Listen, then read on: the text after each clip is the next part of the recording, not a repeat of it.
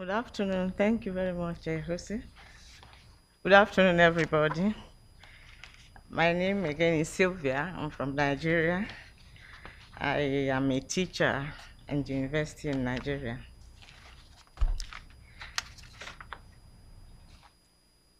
For this project, for the Nigerian project, the main objective of our project was to look at the science and technology capacity and innovation capacity in the country and look at the ag biotech capacity and potentials too, and see if there's any relationship between the two, to look at the opportunities and challenges of biotech practitioners, and also to look at what is the way forward by speaking to policy makers and those that those that matter in the country. Patricia has already told you how we went about this with questionnaires and interviews and so on.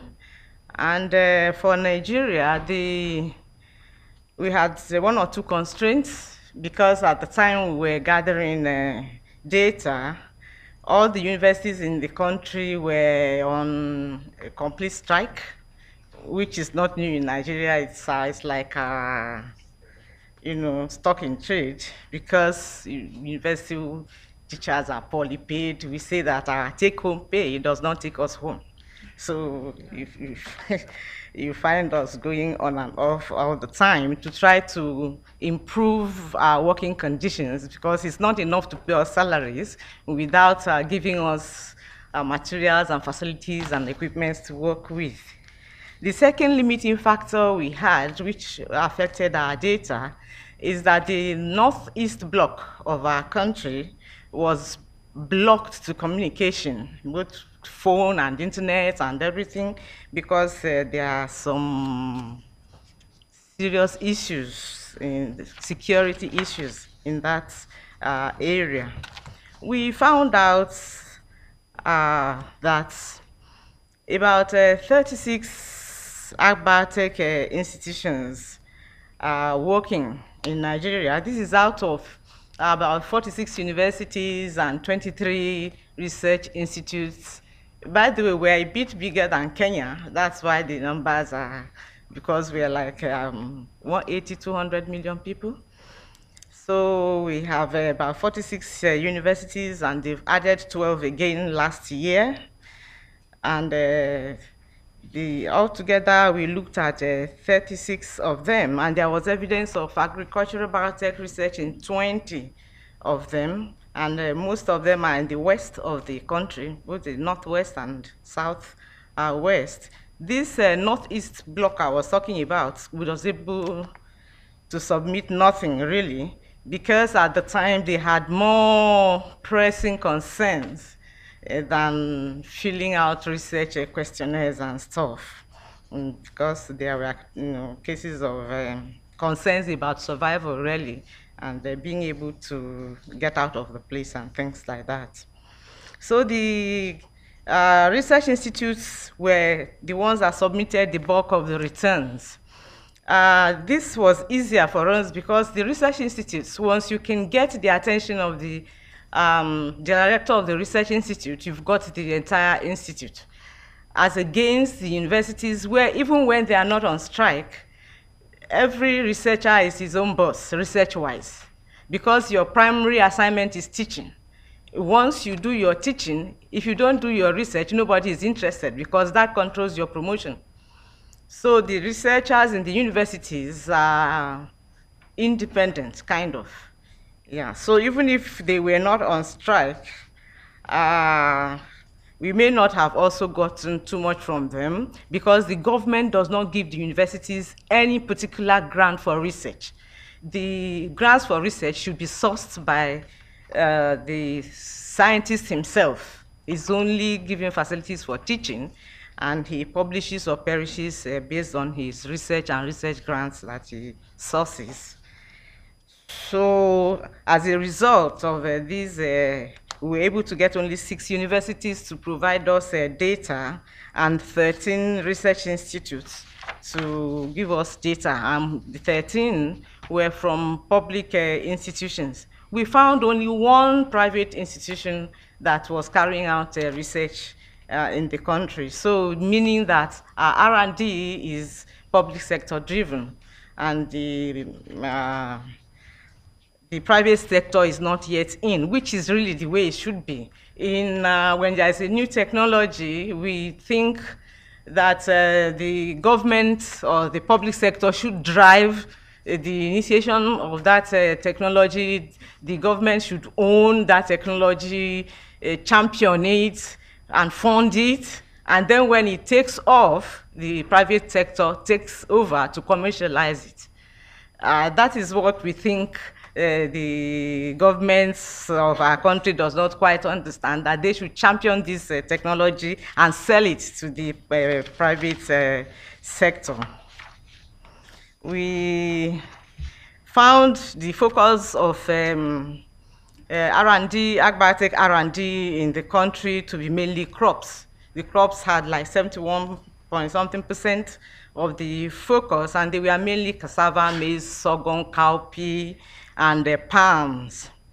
Very little animal research took place. Only about 3 animal research projects we could get out of about 60 projects altogether that we were able to harvest. And about 16% were for livestock, but most of that 16% are for vaccines and studies for livestock with microbes.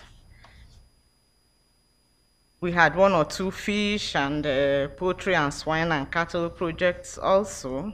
And most of the microbe projects were for vaccines, as I said earlier on, and development of diagnostic kits and things like that. Altogether, we had about 223 full-time researchers in 2011, with 30% or so, or thereabout, less than 30% PhDs and MScs, but the bulk were BScs. The number increased in 2012, but when you look at it critically, you see that it's the BScs increasing and the PhDs are dwindling. The reason is that when the country had better days, I would say, you used to train PhDs automatically. If you had a 2-1, you are sent out for PhD, you come back, you join the system. And at a time, I think when the military took over, they stopped it. So there's this gap. So now they are taking BScs again, but those PhDs are retiring. So every year, the ratio of PhDs to the others continues to decrease. In reaction to that, the government quickly increased the retirement age, first to 65, then to 70, in an attempt to keep the PhDs in the system to train the younger ones up. So, and for women, the women are not doing too badly, because 27% of the PhDs are women, and that increased again in 2012. Which is a big improvement over what it used to be in 2008, when you had only 23% of PhDs being women. So I think the women are pulling their weights in that area. But you also find that at the lower level, where you have technicians and diploma holders, the bulk are women. So things haven't changed too much, but we're making progress. You would want to say that the 60 agribiotech projects we harvested from 382 full-time equivalent researchers is low, but also low is the amount of money they got to do their work. We found that the entire budget allocated for research to the 13 institutes that submitted financial data was equal, or almost equal, to the budget or the allocation for one international research institute in the country. So that tells you the gap between what the funding should be and what it actually is. And the research institutes complain that if you go to the internet, you see large allocations to research institutes for research, but that what actually comes to them at the end of the year is like 10 to 60% of the allocation. And that is brought around the end of the year, and in November, and in December, the government mops it up again if you haven't spent it. In effect, you are giving sometimes almost nothing for capital allocations. So they just pay salaries, and that is what causes the industrial action that is there in the research institutes and in the universities all the time. You pay them salaries, you don't give them electricity to work with, there's no water, there's no equipment, no reagents, so you have strikes all the time.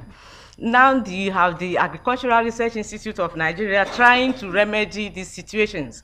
So everybody was very happy in 2011. They came and, everybody applied for their research grant, their competitive research grant scheme. And, they really gave good money for research. We were also very proud of our government and that ministry. To everybody's surprise, in 2012, all the money was mopped up and researchers were stranded in the middle of their projects, and we were back to square one. So as a result of all this, researchers, they depend on a lot of collaborations with international bodies, like IFPRI, and for projects, they want to run. So the projects, therefore, especially in the universities, are heavily donor funded, because the government really doesn't care about research funding for universities. So they collaborate with different international bodies for research grants to carry out the research, for sourcing reagents, because sometimes you have money, but you cannot get the reagents you want because there are procurement laws in the country.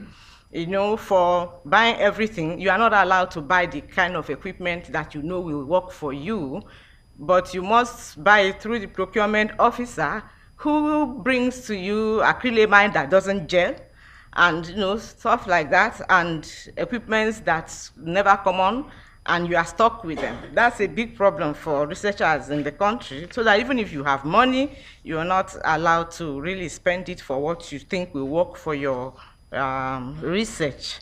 So these are the primary reasons they collaborate: for getting expertise, because the expertise for biotechnology in general and the agricultural biotechnology in particular in Nigeria is low.